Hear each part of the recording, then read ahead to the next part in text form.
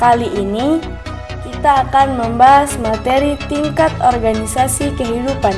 Sebelum melanjutkan video ini, mari kita berteman dengan cara klik tombol subscribe dan tombol lonceng notifikasi. Pengertian dan struktur organisasi. Biologi adalah ilmu yang mempelajari tentang makhluk hidup dan lingkungannya. Jadi, yang menjadi objek kajian biologi adalah makhluk hidup dan non-hidup. Mengapa demikian? Karena makhluk hidup sangat erat kaitannya dengan lingkungan sehingga dalam ilmu biologi akan dipelajari secara detail dan menyeluruh. Dalam ruang lingkup biologi, organisme yang akan dipelajari khususnya makhluk hidup terdiri dari macam-macam tingkatan organisasi kehidupan.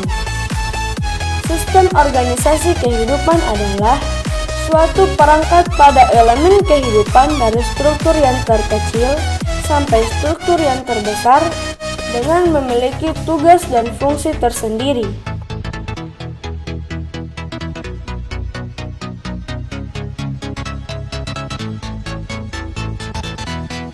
Struktur organisasi kehidupan. Kehidupan memiliki struktur yang sangat terorganisir. Struktur organisasi kehidupan dalam berbagai tingkat dapat dijelaskan sebagai berikut.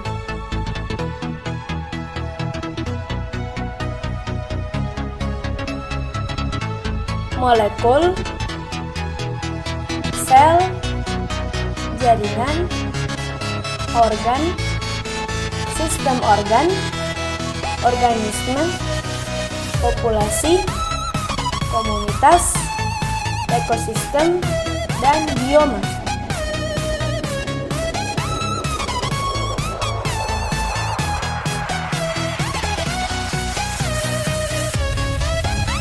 Molekul. Molekul adalah tingkat organisasi kehidupan yang paling rendah dan terdiri dari beberapa partikel kecil seperti neutron, proton, dan elektron. Pengertian molekul adalah kumpulan dari beberapa atom yang berinteraksi dan membentuk suatu ikatan. Ada berbagai jenis atom, contohnya karbon, hidrogen, nitrogen, dan sebagainya. Ketika sudah membentuk atom yang memiliki sifat dan karakteristik sendiri, maka terbentuklah molekul. Contohnya molekul air, protein, glukosa, dan sebagainya.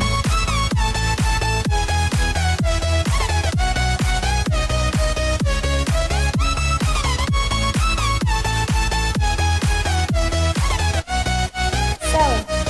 Perhatikan gambar berikut ini. Sel adalah kumpulan molekul yang saling berinteraksi dan saling berkaitan satu sama lain untuk membentuk organisasi yang baru. Satu sel memiliki materi yang sifatnya hereditas, maka sel bisa beraktivitas melakukan metabolisme sendiri, bahkan sel juga bisa berkembang. Setiap organisme tersusun dari salah satu jenis sel yang secara struktural berbeda, yaitu sel prokariotik dan sel eukariotik. Dari karakteristik inilah, sel disebut sebagai unit terkecil dalam kehidupan. Bahkan, ada beberapa orang yang tidak dapat melihat sel secara langsung tanpa bantuan mikroskop.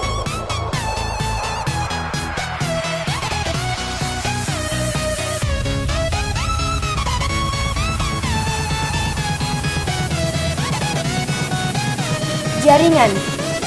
Perhatikan gambar berikut ini. Jaringan adalah kumpulan dari beberapa sel yang memiliki bentuk dan fungsi yang sama. Manusia memiliki jaringan. Hewan dan tumbuhan juga memiliki jaringan. Jaringan hanya dapat ditemukan pada organisme multiseluler atau memiliki sel banyak.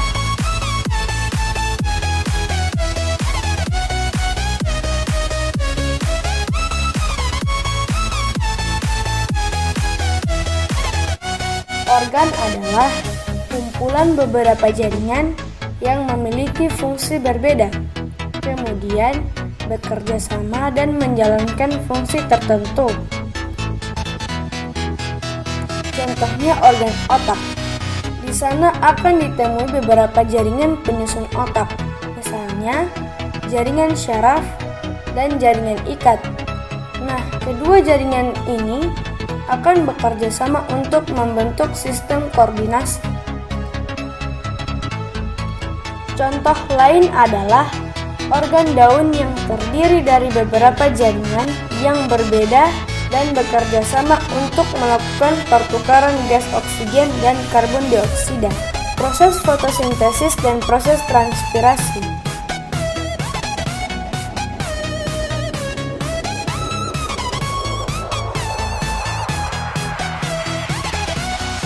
Sistem organ. Sistem organ disusun dari kumpulan beberapa organ yang saling berinteraksi untuk menjalankan fungsi tertentu dalam tubuh. Seperti contoh sistem organ yaitu sistem pencernaan yang tersusun atau organ lambung, usus, dan mulut. Sistem pernafasan yang tersusun atas organ hidung, tenggorokan, bronkus, dan paru-paru. Semua sistem organ akan bekerja sama untuk melakukan fungsi atau melakukan proses kehidupan membentuk organisme. Sistem organ saling mempengaruhi satu sama lain dengan sistem organ lainnya.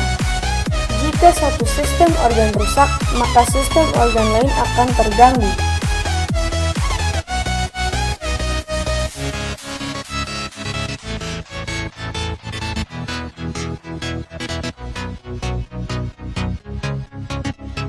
Organisme.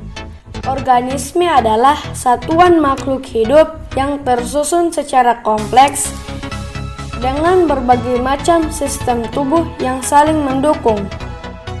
Dukungan ini dari mulai tingkatan yang terkecil, yaitu molekul, hingga sistem organ. Dukungan ini mulai dari tingkatan yang terkecil, yaitu molekul, hingga sistem organ, agar organisme bertahan hidup dan mampu berinteraksi dengan alam sekitar. Populasi. Populasi adalah kumpulan dari beberapa individu yang sejenis dan tinggal bersama serta berada dalam waktu yang sama.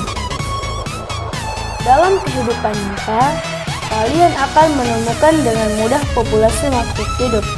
Contohnya adalah kumpulan murid-murid yang sedang belajar di sekolah. Kumpulan murid-murid ini dinamakan populasi manusia.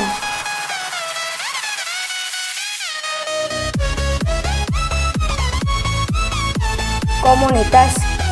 Komunitas terdiri dari sekumpulan orang. Namun, dari sini letak perbedaan komunitas dan populasi. Jika populasi hanya mampu menampung satu jenis populasi yang jumlahnya banyak, berbeda dengan komunitas yang dikatakan sebagai wadah dari banyaknya populasi. Jadi, dalam suatu tempat tidak terdiri satu populasi, tetapi banyak populasi yang menempati satu tempat yang sama. Contohnya, dalam satu sekolah terdapat populasi guru, populasi siswa, dan populasi karyawan. Karena ada guru, siswa, dan karyawan yang jumlahnya lebih dari satu, mereka juga menempati satu lokasi dan wilayah yang sama dan melakukan interaksi satu sama lain, maka mereka disebut komunitas.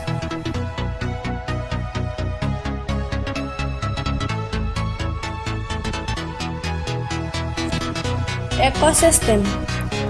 Ekosistem adalah tingkat organisasi kehidupan yang saling berinteraksi antara organisme dan lingkungan abiotiknya. Komponen-komponen organisme meliputi manusia, hewan, tumbuhan, bakteri, jamur, ganggang, dan lainnya. Organisme tersebut terjalin hubungan dalam suatu jaring-jaring makanan atau peristiwa makan dan dimakan.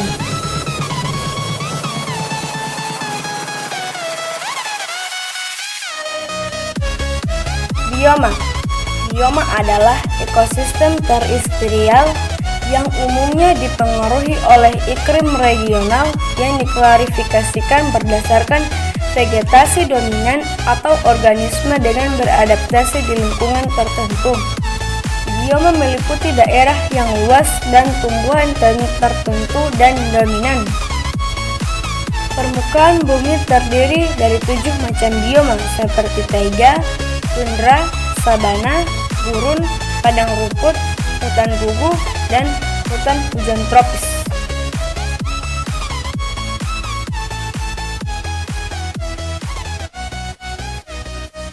Semoga materi ini bermanfaat. Terima kasih.